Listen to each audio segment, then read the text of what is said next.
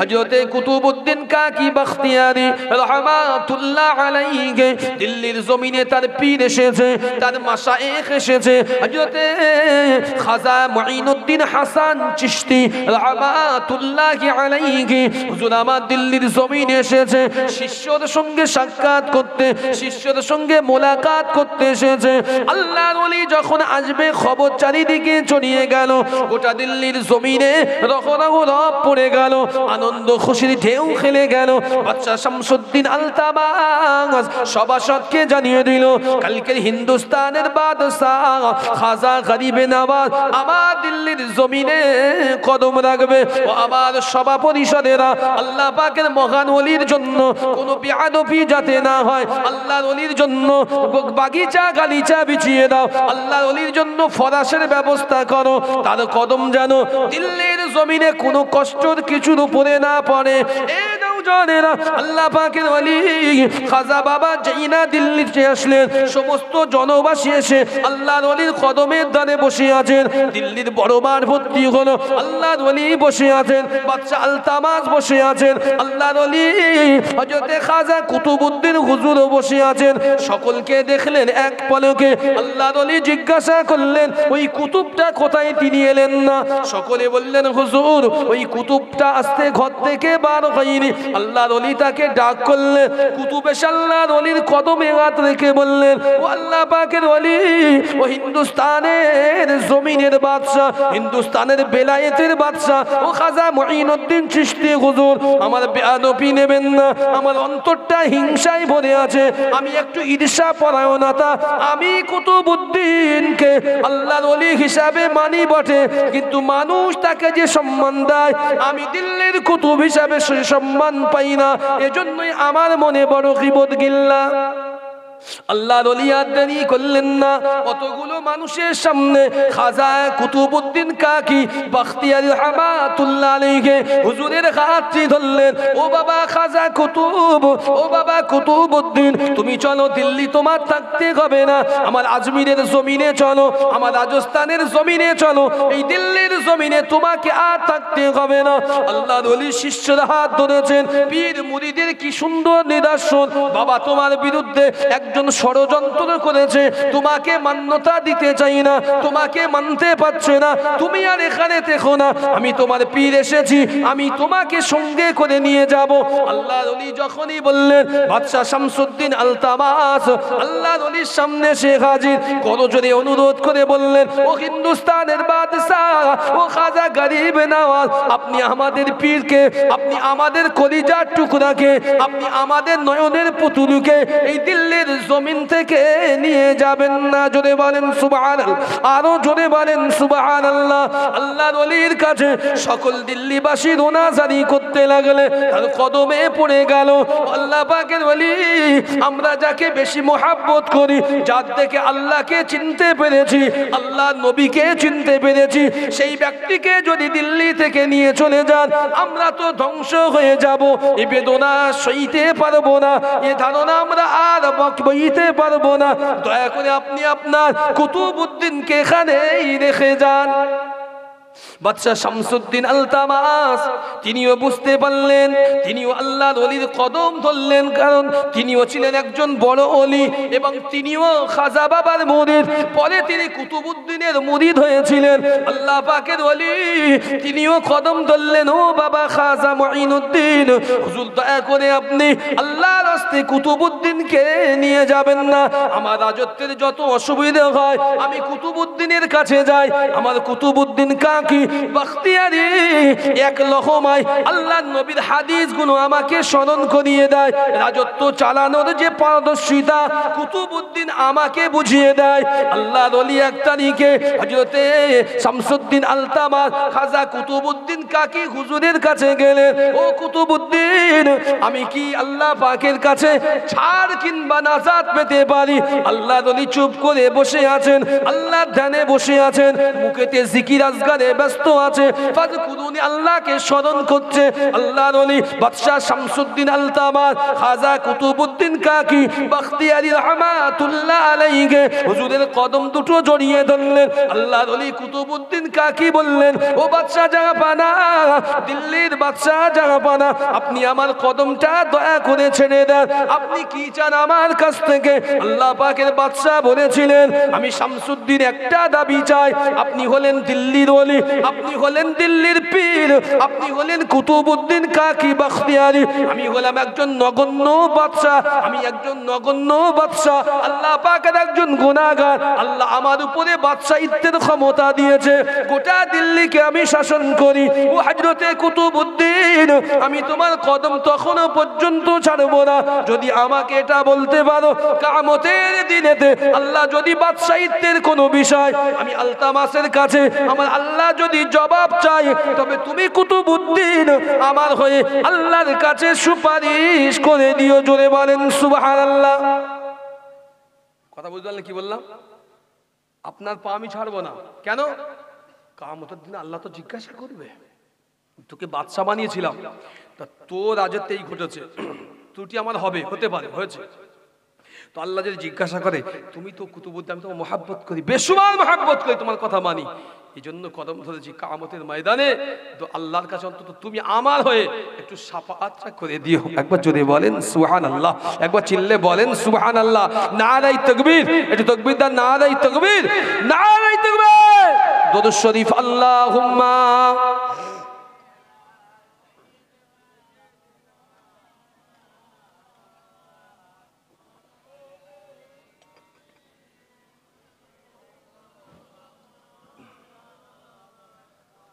আল্লাহুম্মা সাল্লি আলা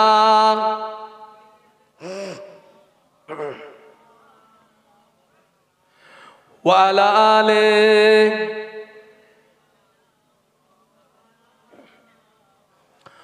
लाए तशरीफ दुनिया में खैरुल वरा, लाए तशरीफ दुनिया में खैरुल वरा, हक को बातिल हुआ आमने सामने। সকলে মিলে যদি বলেন দিন নারায়ে তাকবীর, নারায়ে তাকবীর, নারায়ে তাকবীর। আপনাদের আওয়াজ যদি অন্তত স্টেজ থেকে বাইরে না যায়, অন্তত বাইরে যারা আছে আপনারা বুঝবে কি করে যে লোক বসে দিয়েছে। আমার কথা বুঝতে পারছেন না? কম বেশি এর পরের বক্তা আসার মতো সময় হয়ে পড়েছে, আমি শেষ করে দিচ্ছি কিছুক্ষণের ভিতরে। তো আওয়াজটা একটু বুলন্দ করেন, পরের হুজুর যিনি আসবেন অন্তত বুঝুক যে হ্যাঁ আমাদের মাজলিসে কিছু লোক বসে আছেন। একবার মন খুলে বলেন দিন নারায়ে তাকবীর, নারায়ে তাকবীর। মাশাআল্লাহ, মাশাআল্লাহ, মাশাআল্লাহ। একটু জোরে বলেন সুবহানাল্লাহ। দুরূদ শরীফ আল্লাহুম্মা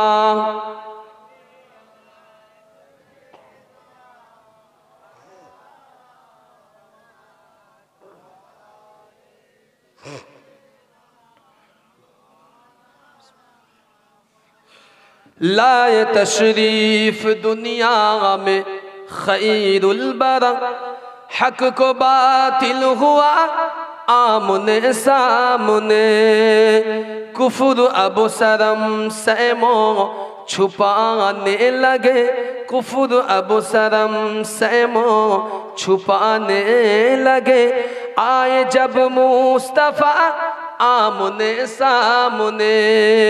যদি বলেন সুবহানাল্লাহ।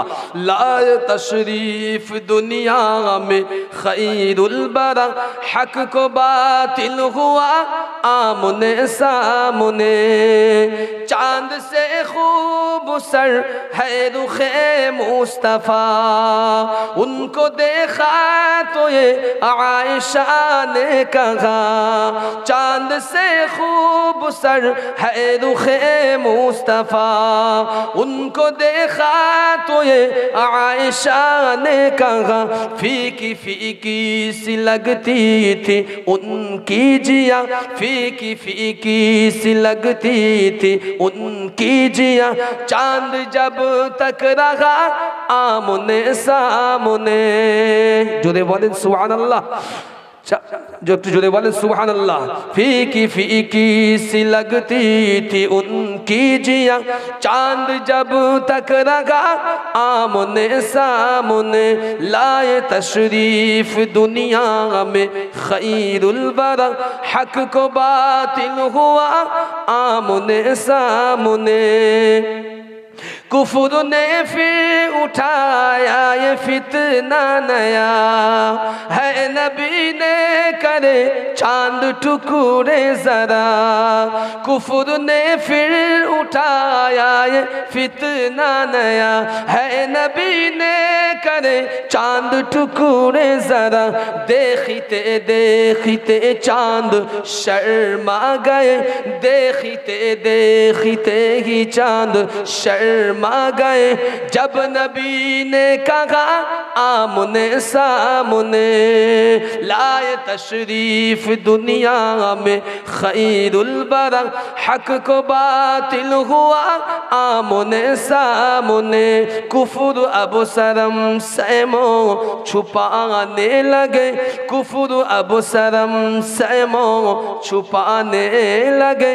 आए जब मुस्तफा आमने सामने, अल्लाहुम्मा सल्ले अला।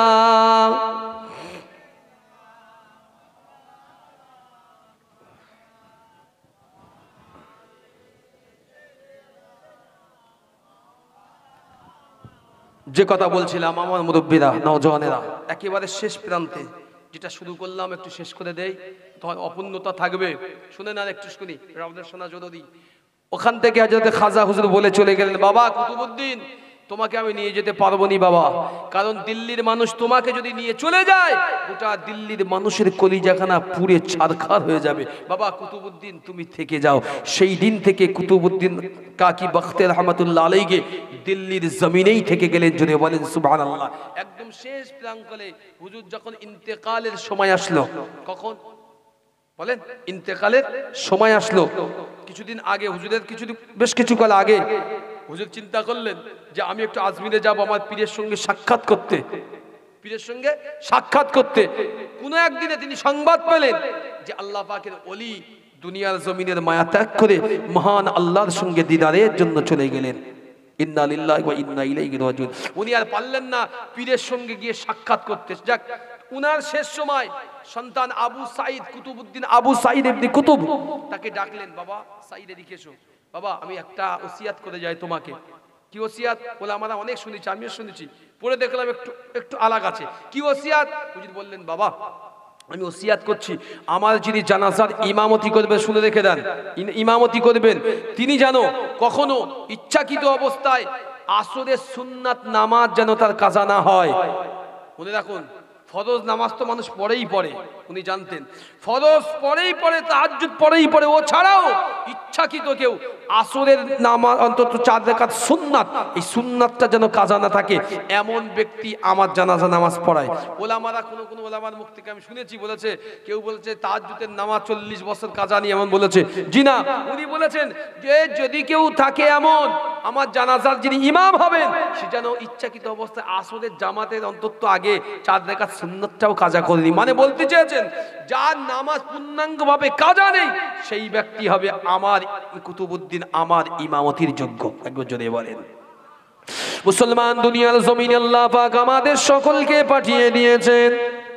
আল্লাহ পাক মায়ের গর্ভ নামক জগৎ থেকে আমাদের ভূমিষ্ঠ করলেন। আল্লাহ পাক কোরআনুল কারীমের ভিতরে জানিয়ে দিয়েছেন, আমার আল্লাহ রাব্বুল আলামিন সূরা তারিকের ভিতরে সুন্দরভাবে বুঝিয়ে দিয়েছেন। আমার আল্লাহ বললেন, ইয়াখরুজু মিন বাইনিস সুলবি ওয়াত তারাইব ইন্নাহু আলা রাজইহি লাকাদির। আমার আল্লাহ এতটুকু বলেই বুঝিয়ে দিলেন, বান্দা আমি আল্লাহ তোমার আশার প্রচেষ্টা তোমার পিতার থেকে সবেগে স্খলিত আর তোমার মায়ের মেরুদণ্ডে থেকে নির্গিত ওই জায়গায় হেরেমে জমাকৃত অবস্থা থেকে আমি আল্লাহ দুনিয়ায় তোমাদেরকে আমি আল্লাহ সৃষ্টি করেছি। জোরে বলেন সুবহানাল্লাহ। এ নওজওয়ানেরা, আমরা মায়ের গর্ভ থেকে যেদিন এসেছিলাম, দুনিয়ার একটা বরফ যখন একজন বরফওয়ালা সারাদিন পরে যখন ফিরে যায়, কোনো বরফ যদি দুনিয়ার বাতাসে ধরা হয়, কিছুক্ষণ সময় লাগবে মাত্র। টুপটুপ টুকটুক করে বরফ গলতে গলতে ওই বরফের মূল অংশ পড়ে যাবে, কাঠিটা হাতেই রয়ে যাবে। এ নওজওয়ানেরা, আমরা যেদিন দুনিয়ায় এসেছি মায়ের গর্ভ নামক জগৎ থেকে, সেদিন থেকে আমাদের আয়ু হায়াতের ঘড়িটা ওই বরফের নাই বিগলিত হতে গিয়েছে। আমরা যতদিন চলে আসছি, আমাদের বরফটা তত সরু হয়ে যাচ্ছে, লাঠিটা হাতে এসে যাচ্ছে। আল্লাহ পাক এমন একটা দিনে শুধুমাত্র কাঠির নাই থাকবে, সেদিন আল্লাহ পাক আমাদেরকে ডেকে নেবে। আল্লাহ পাক বলে দিয়েছেন, ফাইদা জাআ আজালুকুম লা ইস্তাখিরুনা সাআতাও ওয়া লা ইস্তাকদিমুন। বান্দা, দুনিয়ার যত মজবুতি জায়গা হোক না কেন, तमाम পৃথিবীতে যে কোনো জায়গা হোক, যত মজবুতিকরণ হোক না কেন, আমি আল্লাহ যেদিন ডাক দেব, সেখান থেকে আমার মালাকুল মউত আজরাইল তোমাকে ছো মেরে নিয়ে চলে আসবে। আল্লাহ পাকের হুকুম হয়ে গেল। আল্লাহ পাকের বড় মাহবুব বান্দা, দিল্লির জমিনে যার মাজার হযরতে কুতুবউদ্দিন কাকি বখতিয়ারি, এমন একটা দিনেতে আল্লাহর সান্নিধ্যে চলে গেলেন। দুনিয়ার সমস্ত কিছু ত্যাগ করে, দিল্লির জমিনটা ত্যাগ করে আল্লাহর ওলি ওখান থেকে বিদায় নিয়ে চলে গেলেন। এই নওজওয়ানেরা, আল্লাহ পাকের ওলি তিনি তো ইন্তেকাল হয়ে গেলেন, গোটা দিল্লিবাসীকে শোক সাগরে ভাসিয়ে দিয়ে গেলেন। গোটা দিল্লির জমিনে মানুষ খাওয়া দাওয়াটাও ভুলে গেলেন। আমাদের পীর, আমাদের মুর্শিদ, দিল্লির খাজা কুতুবউদ্দিন কাকি বখতিয়ারি চলে গেলেন, যার জন্য রুটির জন্য ফেমাস মশহুর ছিল মুসলমান। সেই খাজা গরিব নওয়াজের বড় প্রধান শিষ্য হযরতে কুতুবউদ্দিন কাকি চলে গেলেন। দিল্লির বাসী চোখের বড় বেদনা, চোখের পানি আর ধরে রাখতে পারলেন না। একটা সময় তার গোসলটা সম্পূর্ণ হলো, কাফন পরানো হলো। আল্লাহর ওলি হযরতে খাজা কুতুবউদ্দিন কাকি রহমাতুল্লাহ আলাইহি হুজুরকে নিয়ে জানাজার খাটিয়ায় করে নিয়ে হুজুরকে দিল্লির জমিনে আল্লাহর ওলির লাশ মোবারকটা রাখা হলো। এবার জানাজা নামাজের পালা, গোটা আবাম জনগণ দিল্লি তথা বাইরে আশেপাশে যে যেখান থেকে পেরেছে আল্লাহর ওলির জানাজায় এসে দাঁড়িয়ে হাজির হয়েছে। যে জীবনে একবারও দেখি, তারও মনে তামান্না হুজুরকে একবার দেখবো, শেষ জীবনে শেষ দেখাটা একবার দেখবো, বড় তামান্না, বড় আশা, আমি একবার আল্লাহর ওলিকে দেখবো। সকলের মতো করে দেখেছে। অবশেষে জানাজার কাতার হয়েছে, ইমাম পাওয়া যায় না।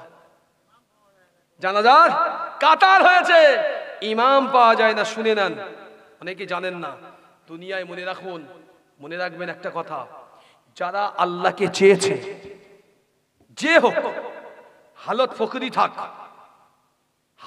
হালত গরিবী থাক, বাড়ি ভাত থাক না থাক, পেটে ক্ষুধা থাক আর না থাক, দরিদ্র থাক আর ধনী থাক, আল্লাহকে যে চেয়েছে, আল্লাহর মনোনীত হয়েছে, মুস্তাফার আশিক যে হয়েছে, দুনিয়া তথা আখিরাত তার জন্য জান্নাতের বাগান হয়ে গিয়েছে। জোরে বলেন সুবহানাল্লাহ।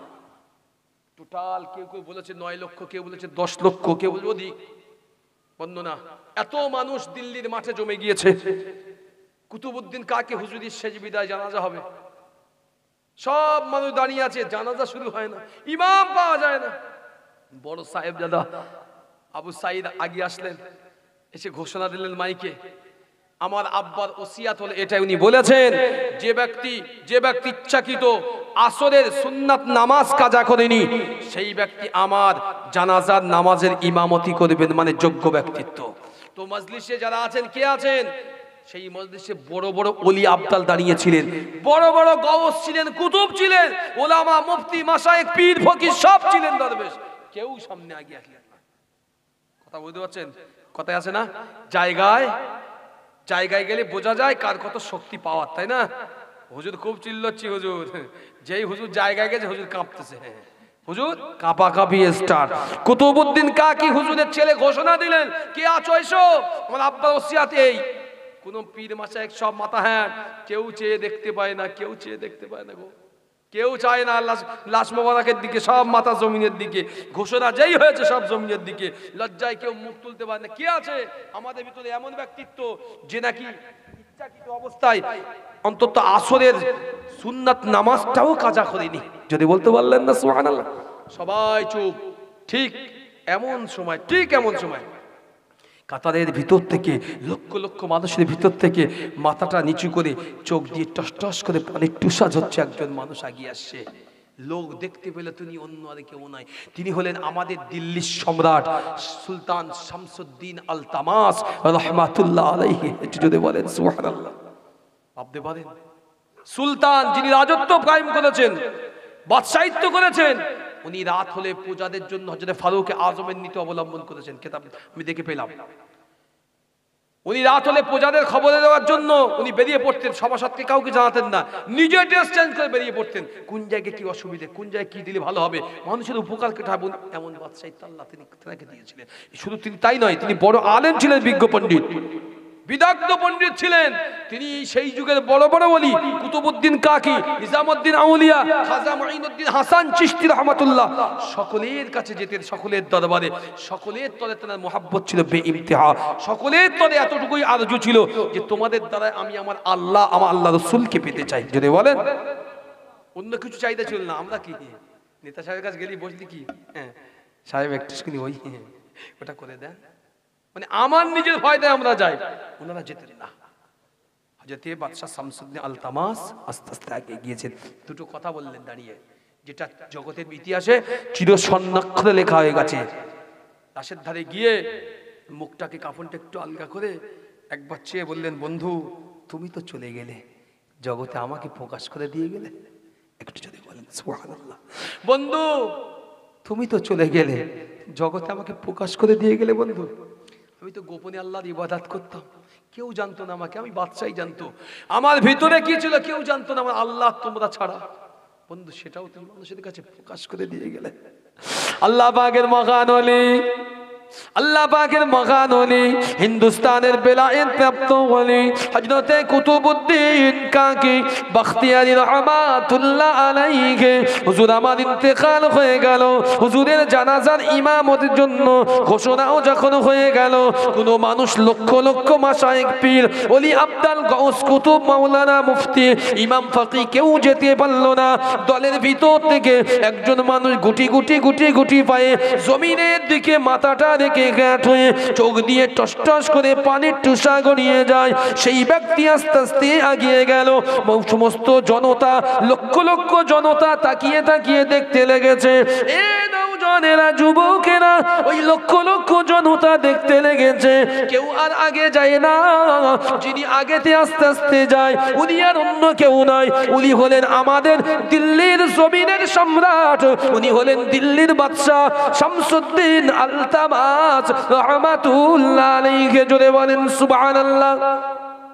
আল্লাহর ওলি আগিয়ে গেলেন, আল্লাহ পাকের বাদশা আগিয়ে গেলেন। বন্ধু কুতুবউদ্দিনের সামনে গিয়েছেন, কাপড়ের কাপড়টা একটু আলগা করলেন, হালকা আলগা করে আল্লাহর ওলির চোখে চোখ দিলেন। দুনয়ন ভরে একবার বন্ধুকে দেখে শেষ বিদায় জানিয়ে বললেন, ও আমার কলিজার টুকরা বন্ধু, ও হযরত কুতুবউদ্দিন, দুনিয়া থেকে তুমি তো চলে গেলে বন্ধু, বন্ধু তুমি বিদায়, কিন্তু আমাকে দুনিয়ার জমিনে বন্ধু তুমি চিনিয়ে দিয়ে গেলে।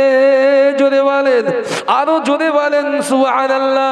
ও আমার বন্ধু, আমার আল্লাহ ছাড়া কেউ আমাকে চিনতো না, আল্লাহ ছাড়া আমাকে কেউ চিনতো না। জগতের মানুষ আমাকে সুলতান বাদশা হিসাবেই চিনতো, একমাত্র আল্লাহই বান্দা হিসাবে চিনতো। বন্ধু কেউ তো জানতো না আমাকে সম্রাট বলে, সকলেই জানতো আমি যে আল্লাহর বড় মহব্বত করি, আল্লাহর নবীকে ভালোবাসি, আল্লাহ পাওয়ার জন্য আমি আল্লাহর ইবাদতে মগ্ন থাকি। বন্ধু আল্লাহ ছাড়া কেউ জানতো না, আমি কাউকে জানাতে দেইনি। লক্ষ জনতার মাঝে আমি বাদশা, আমার রহস্য গোপন অঙ্গ তুমি, আমার গোপন গুলো বিষয়গুলো তুমি আজকে ভেদ করে দিয়ে চলে গেলে। আল্লাহর ওলি দাঁড়িয়ে গেলেন পাটি ফেলে, লক্ষ জনতা তার পিছনে ইমামতি করলেন। আল্লাহর ওলি জানাজার ইমামতি শেষ করে হুজুরকে দাফন করে আল্লাহর ওলি দুটো হাত তুলেছিলেন, আল্লাহ পাক আমার বন্ধু হতেন, আল্লাহ তোমারও যিনি বন্ধু দুনিয়ায় আমি কুতুবউদ্দিন আমারও বন্ধু, আল্লাহ পাক আমার বন্ধুকে আল্লাহ তুমি তোমার সঙ্গে আমারও মিলনটা ঘটিয়ে দিও। জোরে বলেন সুবহানাল্লাহ।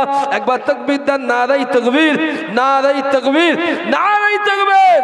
সিলসিলায়ে হক মুজাদ্দিদুস জামান, মাসলাকে মুজাদ্দিদুস জামান, উলামায়ে হযরত খান, উলামায়ে হযরত খান, দেগঙ্গা আবু জাফরিয়া খানকা শরীফ, দেগঙ্গা আবু জাফরিয়া খানকা শরীফ। নারায়ে তাকবীর, নারায়ে তাকবীর। আর করব না, বেয়াদবি হবে, মুখতাসার করলাম। হুজুর এসেছেন, আপনারা সকলেই আমার ভাষা ত্রুটি মাফ করুন, ত্রুটিগুলো মার্জনা করবেন। আর যদি তেমন কিছু হয়ে থাকে আল্লাহ পাকের দিকে আমি সকলের কাছে অনুরোধ করি ক্ষমার দৃষ্টিতে